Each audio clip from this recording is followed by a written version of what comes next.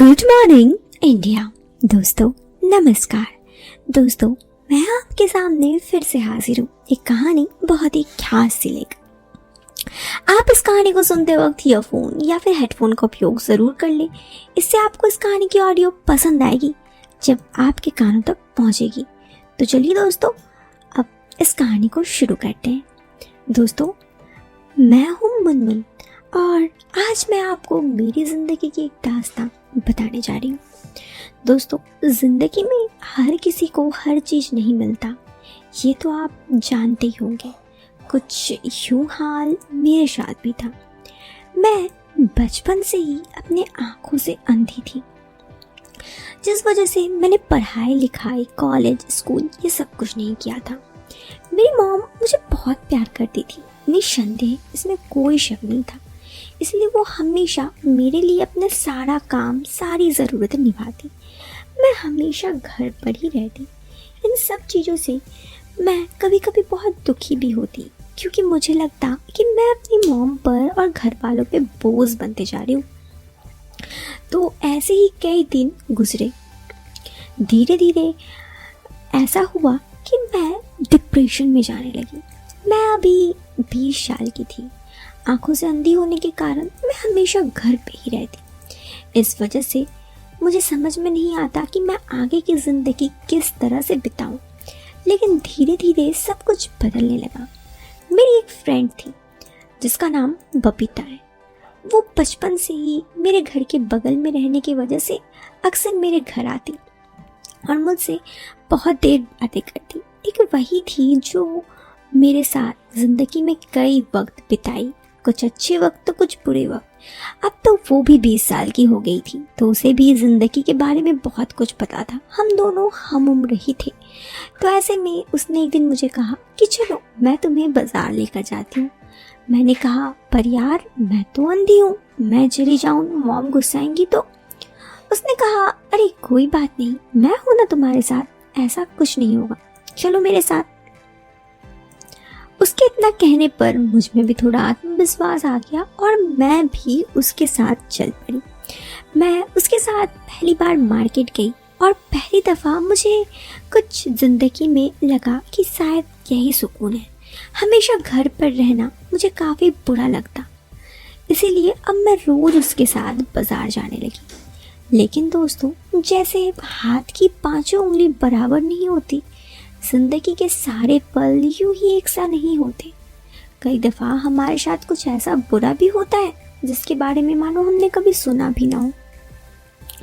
मेरे साथ भी कुछ ऐसा ही हुआ। मैं जहाँ पे जाती थी वहाँ पे एक लड़का था। एक दफ़ा मैं बबीता के साथ थी तो उस लड़के मेरे पास आया और मुझसे कहा हाय।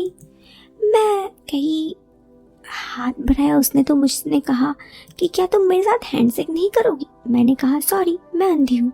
तो उसने कहा क्या तुम्हें कुछ नहीं दिखता। मैंने कहा नहीं मैं अंधी हूँ, लेकिन क्या तुम दिमाग से अंधे हो। जब मैं पहले ही कही कि मुझे कुछ नहीं दिखता तो मुझे कैसा दिखेगा भला। मेरी इस बात पे वो थोड़ा मुस्कुराया, फिर बोला ओह ये बात है, चलो कोई ना। इतना कहते हुए वहाँ से चला गया। लेकिन भले ही मैं अंधी थी, लेकिन मुझे उसके बातचीत करने का नज़रिया बिल्कुल अच्छा नहीं लगा। ऐसे ही धीरे धीरे वक्त बीतने लगा। अब मैं बबीता के साथ इधर उधर जाने लगी। मुझे उसके साथ घूमना फिरना काफ़ी अच्छा लगने लगा। धीरे धीरे वक्त बीता और मैं बबीता अक्सर बाहर जाते। एक दफ़ा बबीता मेरे घर नहीं आई थी, शायद वो किसी काम से बाहर गई थी। इतने दिनों से मार्केट जाने से मैं इधर उधर की सारी जगह तो लगभग जान ही जाती। तो मैं मार्केट चली गई। वो लड़का मुझे आज मिला तो उसने कहा अरे अरे अरे अरे मुनमुन जी आज तो आप अकेले हैं। मैंने कहा हाँ वो बबीता नहीं आई। उसने मुझे कहा चलिए मैं आपको घुमा देता हूँ, थोड़ा मन टहल जाएगा। मैं पार्क में थी, वो मुझे पार्क में एक सुनसान जगह ले आया। मुझे ये समझ में नहीं आ रहा था कि ये सुनसान जगह है, लेकिन बाद में कुछ घटना हुआ जिससे मुझे समझ में आया। फिर वो आकर मुझे प्रपोज करने लगा और कहने लगा मैं आपको बहुत पसंद करता हूँ। मुझे उसका बर्ताव बिल्कुल सही नहीं लगा। मैंने कहा पर मैं आपको पसंद नहीं करती और ना ही मैं कभी करूँगी, आप मुझे बिल्कुल अच्छे नहीं लगते। उसने कहा क्या एक तो तुम अंधी हो, ऊपर से घमंड देखो ना। मुझे ये सब सुन के बड़ा बुरा लगा। मेरे आंखों में आंसू थे, लेकिन मैं अकेली थी और अंधी भी, इसलिए मैंने कुछ कहा नहीं। लेकिन तभी एक लड़का आकाश वहाँ पे आया। उसने शायद उसकी बातों से समझ लिया था कि मैं अंधी हूँ। उसने मुझे कहा, हेलो, मैं आकाश हूँ, शायद आपको कुछ दिक्कत है। पता नहीं क्यों, लेकिन मुझे उसकी आवाज़ बहुत ही ज़्यादा भरोसेमंद लगी, मानो मुझे कह रहा हो वो कि मैं आपकी मदद कर सकता हूँ। मेरे में इतनी हिम्मत आ गई और मैंने कहा, हाँ देखिए ना, मैं आज मार्केट आई थी पार्क घूमने। दूसरे दिन मैं बबीता के साथ ही आती हूँ, आज इसके साथ आई तो ये मुझे न जाने इधर क्यों ले आया। उसने कहा, ये सुनसान जगह है, आपको यहाँ रुकना सही नहीं होगा, चलिए मेरे साथ। फिर वो मुझे अपने साथ पार्क के बीचों बीच लेके आया, जहाँ पे बहुत सारे लोगों की आवाज़ महसूस हो रही थी। मुझे समझ में आ गया था कि ये एक सेफ जगह है। फिर उसने मुझसे बहुत सारी बातें की। मुझे उसकी बातें और उसका बातें करने का औदा बहुत ही अच्छा लगा। सच में उसे बात कर एक बड़ा ही अपनापन सा लग रहा था। फिर उसने मुझे अपना घर का एड्रेस पूछा, तो मैंने उसे घर का एड्रेस बताया। फिर वो मुझे घर छोड़ घर से बाहर से ही चला गया। मैं समझ में नहीं आया कि वो घर के अंदर क्यों नहीं आया। दूसरे दिन जब बबीता आई तो मैंने उसे सारी बातें कही। बबीता ने भी कहा, सॉरी यार, मुझे नहीं लगा था कि मेरे एक दिन तुम्हारे ऐसे ना जाने से तुम्हें इतनी दिक्कत हो जाएगी। मैंने कहा, यार मुझे भी तो नहीं लगा था, लेकिन आखिर होने को कौन ही रोक सकता है। मेरे इतना कहने पर उसने कहा, हाँ वो बात तो है, लेकिन क्या तुम ठीक हो? मैंने कहा, हाँ मैं ठीक हूँ, मुझे क्या होगा। लेकिन उसके बाद से जब भी मैं मार्केट जाती, मेरी मुलाकात आकाश से होती रहती।